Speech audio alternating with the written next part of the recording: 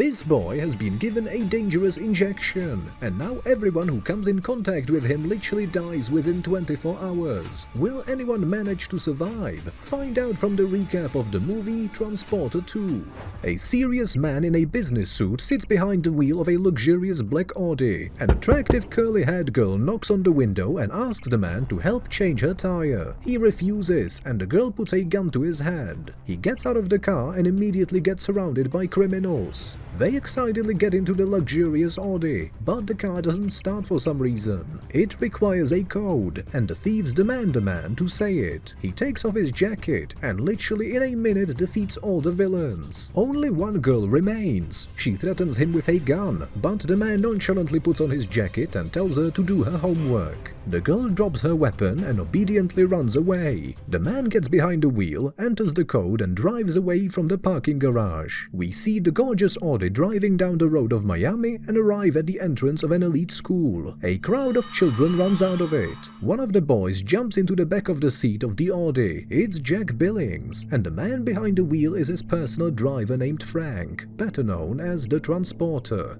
The man brings the boy home to his luxurious mansion, with iron gates and strict security guards. Looks like this is the child of some very rich parents. Here they are, arguing right on the doorstep of their home. Jack's mom rushes to greet her son and complains to Frank about problems with her husband. Suddenly, we see a camera hidden in a tree outside the house. People in some secret office overhear their conversation and relay all the information to a dark-skinned guy with dreadlocks. In the next scene, a man in a white costume and mask fights off a whole crowd of opponents and skillfully defeats them all. He seems to be the local leader, and everyone looks at him with rapt attention. The same guy with dreadlocks comes up to him and says that the kid is going to the hospital tomorrow morning. The man walks into the room and takes a big vial with some bright green liquid out of the case. It looks like some kind of poison or virus. The other vial contains a purple liquid. It's an antidote. From the newscast, we find out that Jack's father is the director of the National Drug Control Policy and is about to host a big summit in the near future. At this time, someone knocks on Frank's door. At the doorstep, he meets Jack's mom, smiling sweetly at him. She's wearing a really short skirt, and it looks like she's trying to seduce the protagonist. Frank refuses, and the woman hugs him, crying on his shoulder. The man walks her to her car, and she drives home sadly. The next morning, a luxurious Hummer arrives at the hospital. Several men and a blonde woman wearing a pink coat get out of it. A second later, an Audi with Frank and Jack shows up. While they are parking the car, the villains enter the hospital and demand to call a doctor right away. The blonde draws a gun and takes the nurse's life. The doctor shows up and gets shot several times. The villains hide their bodies and put on white doctor's coats. At this time, Frank and Jack get out of the car and head to the doctor's office. He is greeted by the same blonde girl who pretends to be a nurse. The boy is invited into the doctor's office, but he is also a disguised villain. Jack is upset that his favorite doctor is absent, and Frank finds the situation rather strange. However, he lets the boy go to the doctor's office while talking on the phone with a friend who has just arrived to visit him. Suddenly, Frank notices that for some reason, the nurse is wearing red high-heeled shoes, and she also has a strange tattoo on her thigh. Actually, the doctors are rather suspicious too, and worst of all, something red is flowing out of the storage room. Frank bursts into the doctor's office and immediately attacks the pseudo-doctors, knocking the syringe out of their hands. A fierce fight ensues, and the protagonist literally breaks the walls to defeat the villains. He falls into the hallway, where the same nurse is already waiting for him. She rips off her coat and draws her gun. Frank uses the broken door as a shield. Hiding in one of the offices, the transporter finds some device and causes a small explosion in the hospital. Okay, it's a really huge explosion, but the sadistic nurse is still alive and keeps running around the hospital with guns, leaving no one alive.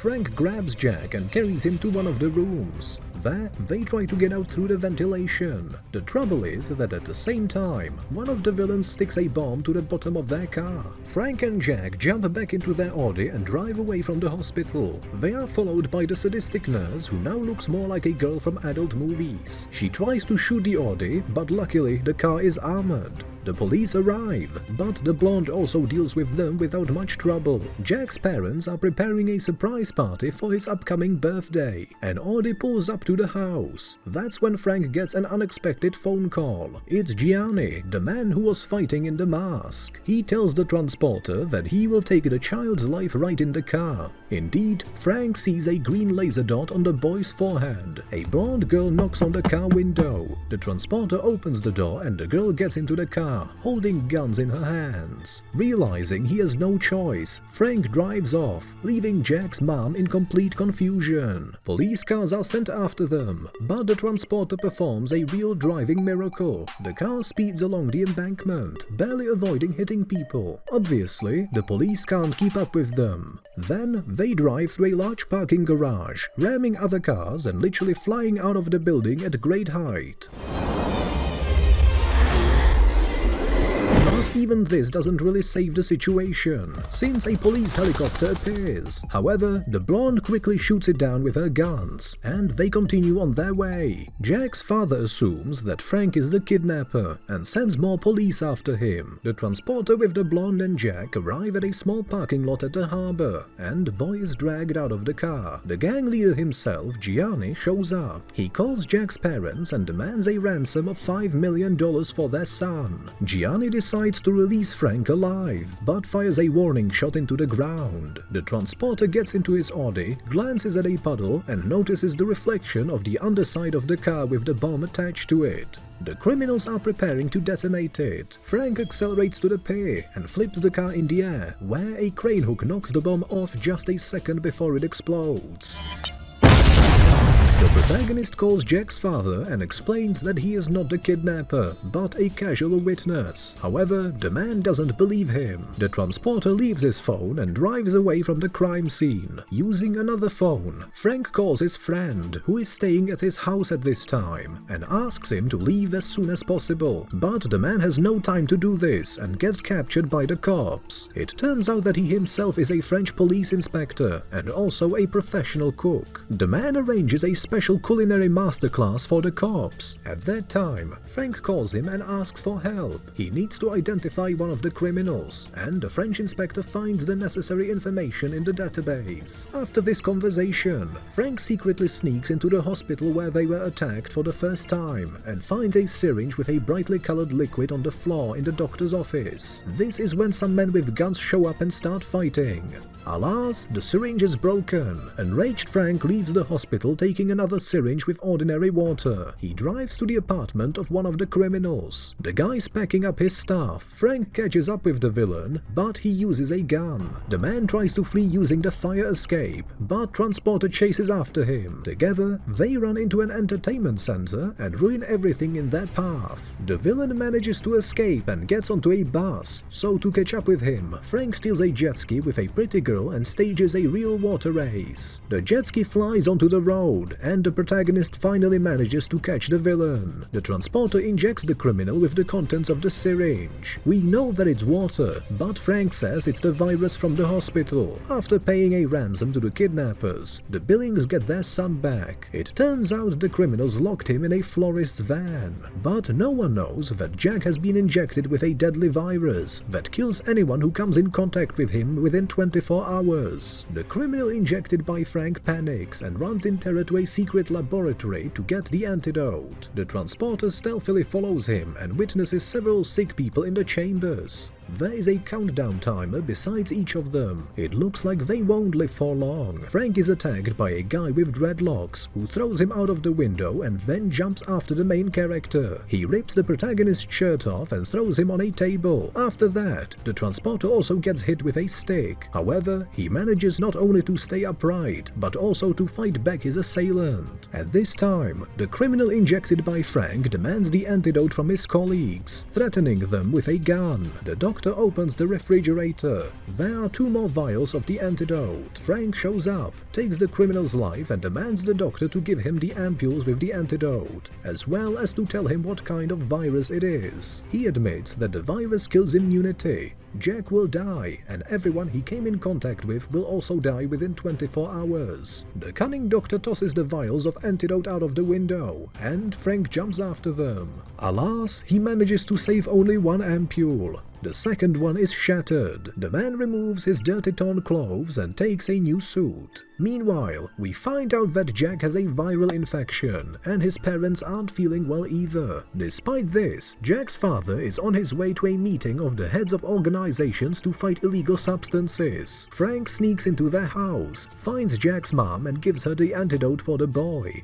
But the child's mother and father are also infected. Moreover, the main character is now also a carrier of the virus. The police come to the house and try to arrest Frank, but the protagonist manages to escape. After a while, Jack's mom faints. Jack's father also feels worse, and the doctors urgently take him to the hospital. The transporter realizes that the boy was kidnapped to infect his father with the virus, who in turn manages to infect everyone at the meeting. It's a great way to get rid of anyone who interferes with the criminal business. The press conference begins. Gianni and the blonde are excited that tomorrow they will be able to make millions selling illegal substances. Frank arrives at Gianni's house driving a taxi, sneaks into the garage, and engages in a hand-to-hand fight with the criminals. The transporter deals with the entire crowd of villains without much difficulty, first in the garage, then on the stairs, and makes his way to Gianni himself. Except the gang leader has already injected himself with all the remaining antidote, and runs away, leaving Frank to deal with his cruel blonde girlfriend. A fierce battle ensues between them, during which the villain is killed. Frank takes Gianni's Lamborghini and rushes to the airport, where he jumps on the villain's plane, which is already taking off. Alas, the luxury car explodes. Having dealt with one of the pilots, the transporter fights with Gianni. He shoots and hits the second pilot, which makes the plane crash into the ocean.